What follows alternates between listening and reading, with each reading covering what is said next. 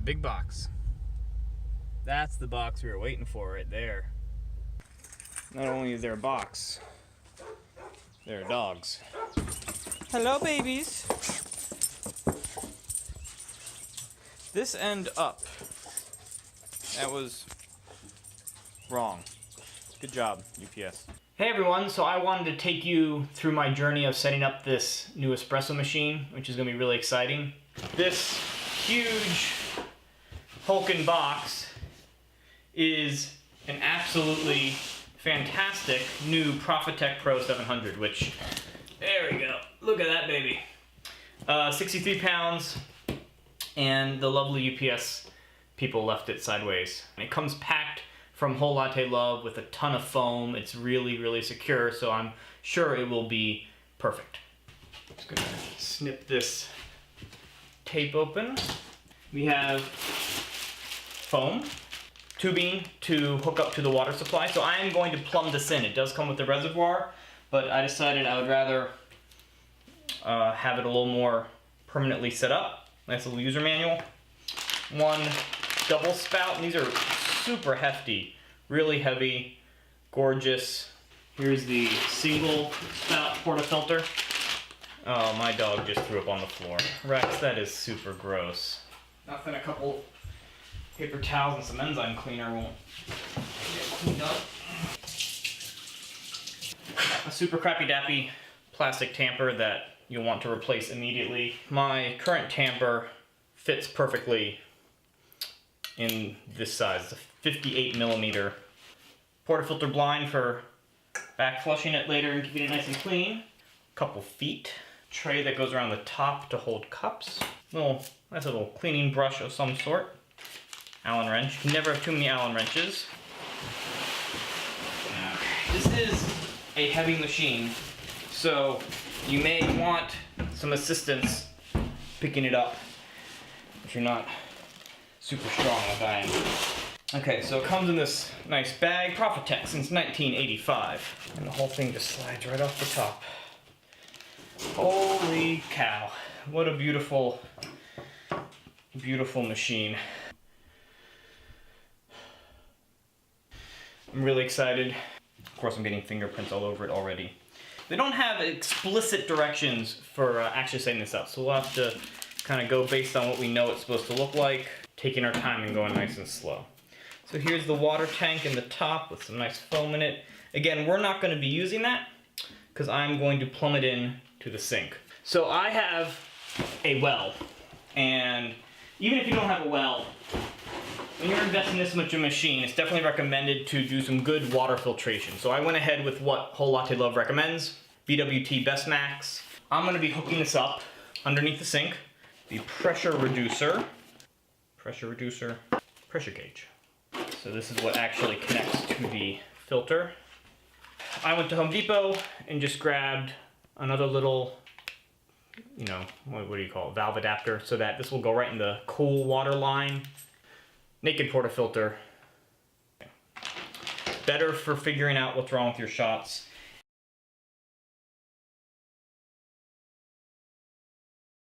Okay, that was really exhausting. I went to Home Depot twice. The second trip was not necessary, which frustrates me a little bit. And I spent a lot of time trying to figure out the hosing connections in order to get it to reach all the way from under the sink, around the back of the dishwasher, and up over the top of the counter. This dishwasher hose connects to the pump connects to the water source.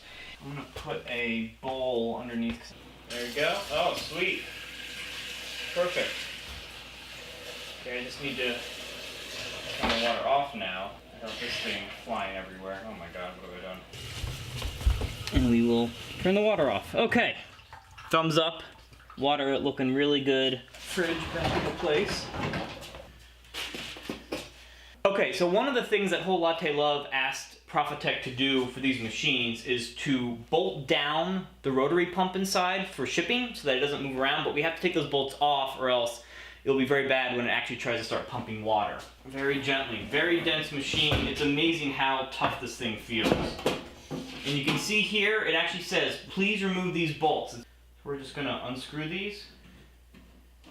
Now they, of course, have an awesome video that goes in depth about the machine, shows all the insides, how to repair a lot of stuff. And that's one of the reasons I ended up buying this machine, was just how much they loved it and how robust it is. The dual boiler functionality, steaming and brewing at the same time. Here, I loved when they talk about the spring valves and how fantastic they are. The front feet on so that it's snug. Preparation for installing. That's right, you know, we looked at this before and didn't have anything useful. This is the drainage container. So I'm not sure what I'm gonna do with this yet, whether I'm gonna pipe it straight out into the top of the sink or whether I'm just gonna let it collect in the drip tray and I'll empty that.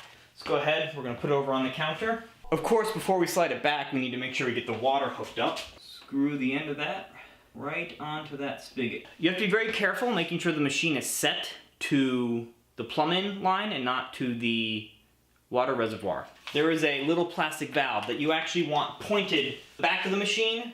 The valve is pointing stage left.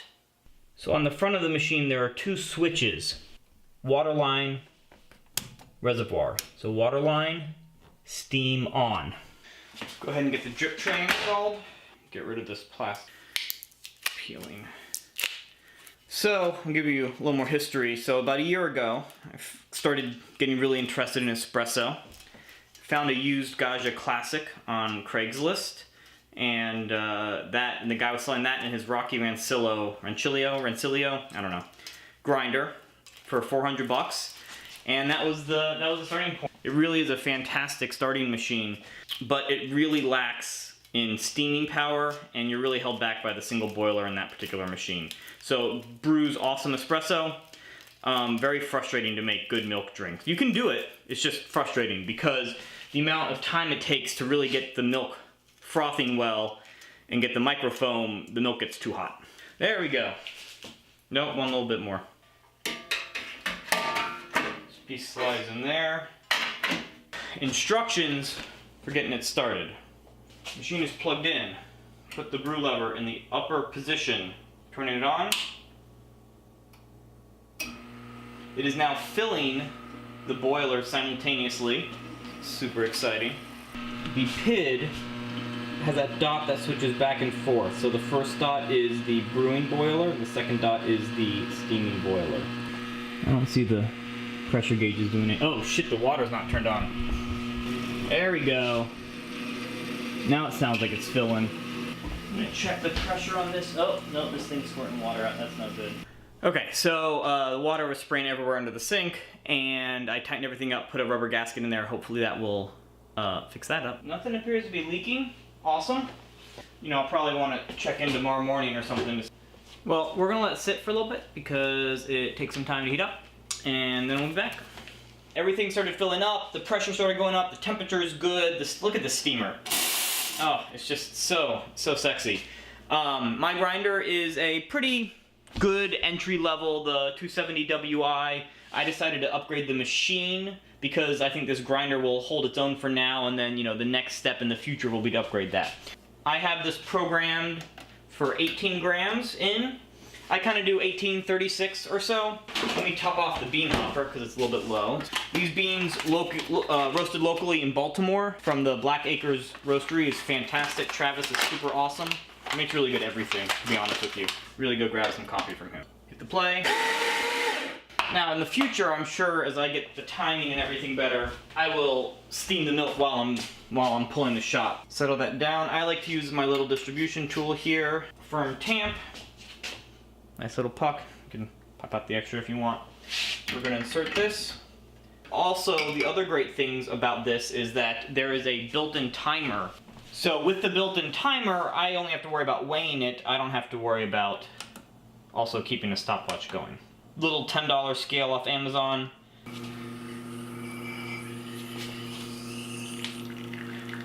Got a lot of funk channeling going on. We're at 28, 29, yeah, it's going way too fast. So that's 38 grams in 19 seconds. I want to try that again. I didn't change the frickin' grind, so we're going to try to tamp harder. So we'll see how that helps.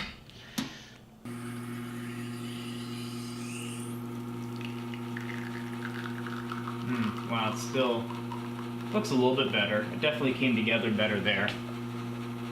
I'm a lot happier with this shot. Looks a lot better. So my tamp was more firm. 38 and 24, not terrible. We're just gonna go with it because I really want to have some coffee. So let's work on steaming the milk.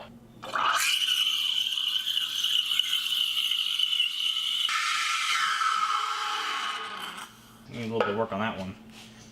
Practice makes perfect, so I can just make lots and lots of coffee. Hot, very hot. Not nearly foamy enough. Let's try that again. Oh, that looks way better. Not do it with my hands right there this time. Clean that off. But let's go ahead and try to pour this out a little bit. No, not good enough to make art, but that's okay. Still delicious. Tastes really good. I need to work on the milk steaming, which is fine because it's my second time with this awesome, powerful machine. Not super hard to put together. If you are not comfortable at all doing plumbing work, you should probably have someone professional or a friend come help you with that part. It can be a little bit tricky, but not too bad. Putting the machine together, getting it started, getting it running, super easy. I'm really excited to make some more coffee with this in the future and to have my friends over. It's a good day, it's fun. Now I'm starving, and maybe I'll make some breakfast for dinner to go with the coffee. Talk to you guys later. See ya.